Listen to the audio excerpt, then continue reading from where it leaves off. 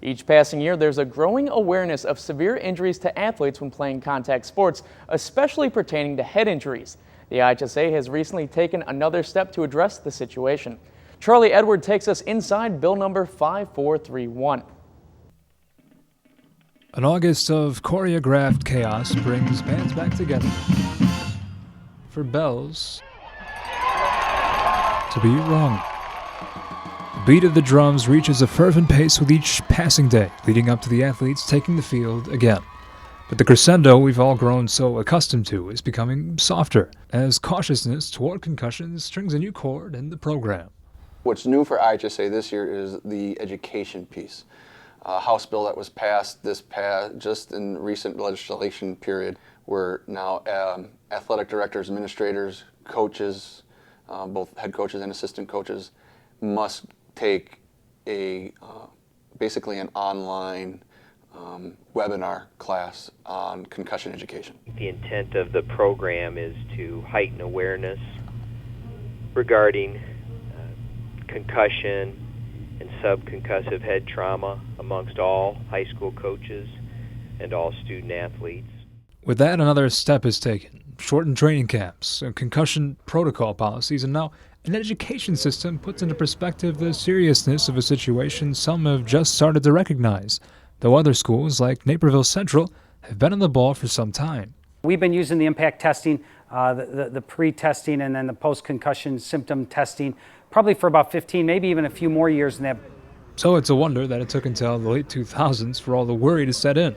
The Daily Herald reported that participation in high school football has seen a 4.6 decline since 2008. Some of these guys that are now in their 50s, 60s, 70s and having all of these, medical issues that they're tracing back now that could have been caused from concussions back at earlier years. Some of those problems have proven to be fatal. 10-time All-Pro linebacker Junior Seau committed suicide in May of 2012. Following a history of concussions his ex-wife Gina said he would always play through. So there are changes in brain chemistry, as a result of brain injury.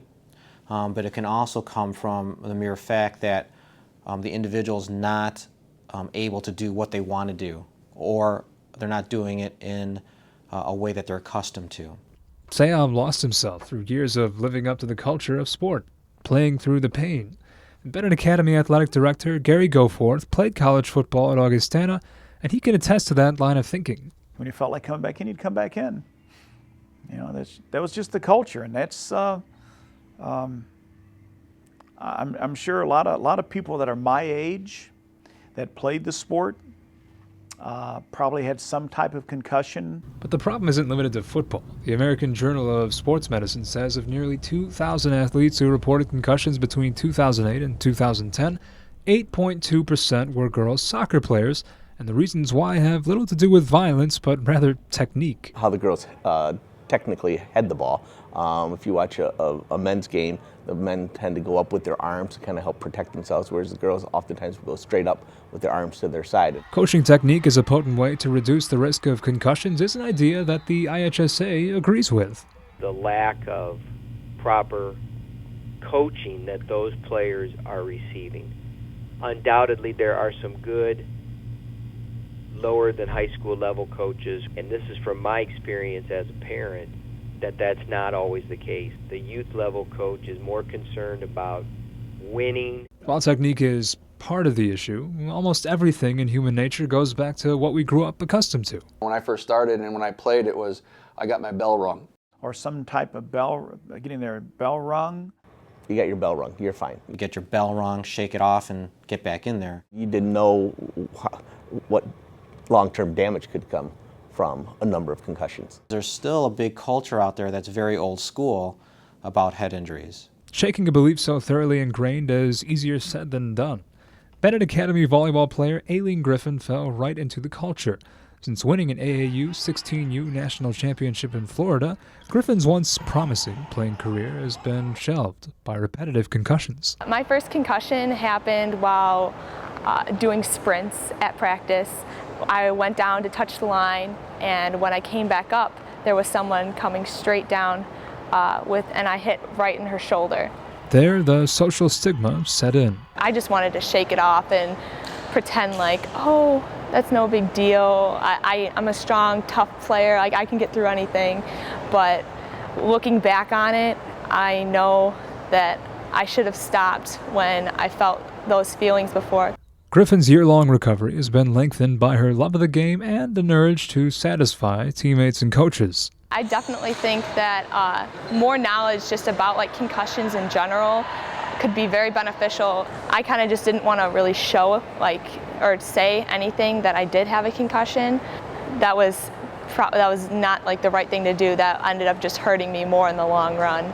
Aileen was unable to try out this year and is still recovering from her symptoms. And then, supporting the IHSA's belief that it's all in coaching technique, come players like Chelsea Myers, a junior midfielder at Neuqua Valley, set back by 3 concussions of her own. A lot of the girls don't even know how to go up. Like some of the schools that don't have like good programs, they just like go up and just kind of like swing their elbows and everything, and it's just not hard to get a concussion in those situations. ClearToPlay.org says female high school soccer players suffer almost 40% more concussions than males. With increases in information like this and yearly improvements in technology, some wonder whether or not a day will come that concussions from sports are a thing of the past. It's like a car. I mean, seatbelts are designed to protect people, and so are airbags, but yet people get paralyzed and killed from airbags and seatbelts. For football, those airbags and seatbelts might be transmitters placed in helmets used to record the G-force of a hit. A certain amount of G-force supposedly is a threshold of, you might want to go check that kid. But from that same study done by the American Journal of Sports Medicine, nearly half of the concussions reported were by football players, 41% more than number 2, girls soccer. So the sport with its future most in question will always be football. Follow the money. And NFL's the money, and so those are where your high profiles are right now. But if there's one thing standing in the way of football's future, it's not fear, it's legalities. There's been a recent settlement with the NFL and NFL Players Association with their class action lawsuit about concussions. If that gets picked up at the lower levels, our school districts don't have those deep pockets to settle something like that. That's where you might see football disappear. For now, no such lawsuits have come into question. And no further plans are in place for the IHSA's fight against concussions, at least for 2014. So the bands will gather again for their music to be heard as an underscore to high school competition. Though for football, uncertainty will linger. Passion may never fade, but even the most eloquently written music is refined and refrained. Even with the increase in concussion awareness, there's still been a rise in high school football participation for the first time in 5 years. Reporting from Naperville Central for the home stretch, I'm Charlie Edward. The new bill is the latest in a series of attempts by the IHSA to help reduce concussions. For more information on the new program, log on to IHSA.org.